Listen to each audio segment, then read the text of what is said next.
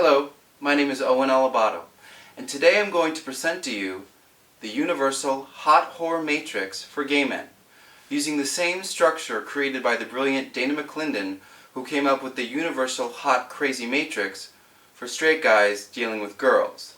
Now this is gay guys dealing with other gay guys. So here goes, the universal hot whore matrix for gay men.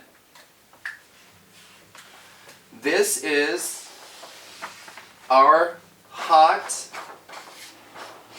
axis measured from 0 to 10, 10 being Channing Tatum hot, 0 being deformed. This is our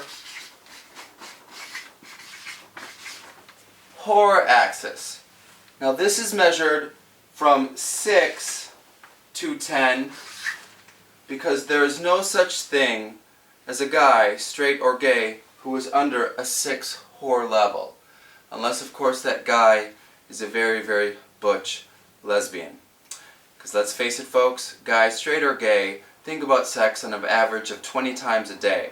Only difference is, gay men can have parades about it, straight men can't, because women will think they're pigs. Okay, moving on. Now this is our hot whore line, okay? It is very important to always be aware where the hot whore line is at all times, okay? Now, relatively speaking, gay men will not hook up, canoodle, or play fiddlesticks with anyone that they think is under a 7 hot level. Now, if they do, they'll lie about it or blame it on drugs or alcohol. So this area right here, this is our desperate zone. You want to stay away from this area, okay? You'll be a better person, you won't feel so shameful, okay? Now, if a guy is about a 7 to an 8 hot, and underneath the hot whore line, this is your random zone. Okay, these are your random hookups. You go to a bar, you meet a guy, he's pretty cute, not too slutty. You take him home, you play private parts. It's a lot of fun. Okay? Now, it is fun, but you do not want to stay in this zone for too long, because eventually you will attract a stage 5 clinger, or you yourself could fall in love with a closeted straight guy. And that just sucks. Okay. Now, above the random zone, right here, above the hot whore line, this area right here is your STD zone. This is where you have your big man whores, your cheaters, your bathhouse goers, your avid grinder and Craigslist users, any dude who calls you babe because they can't remember your name.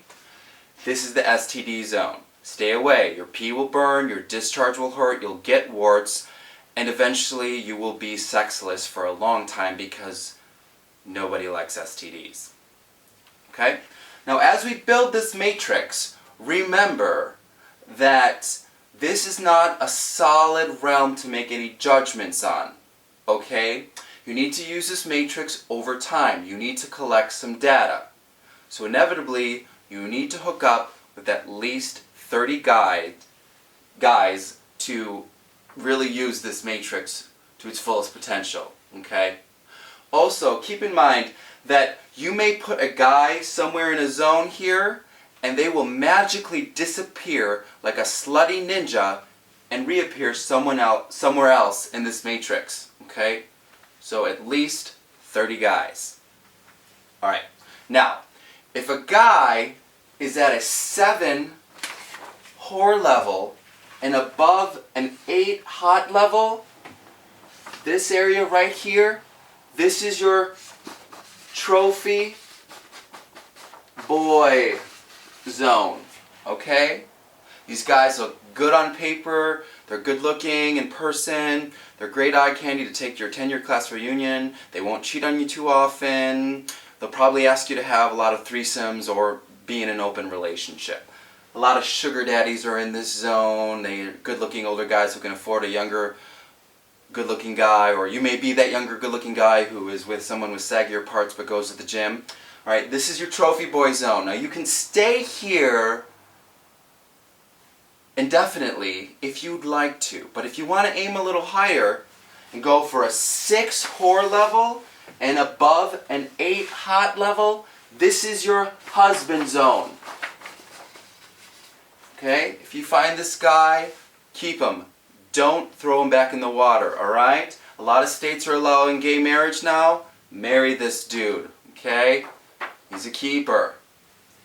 Now remember guys, this is not a pie chart. This is not showing you how many people are in each zone respectively, alright? It's all going to depend and vary on where you live. For instance, if you lived in Los Angeles, there's probably a lot more people in the STD or random zone and less people in the husband zone.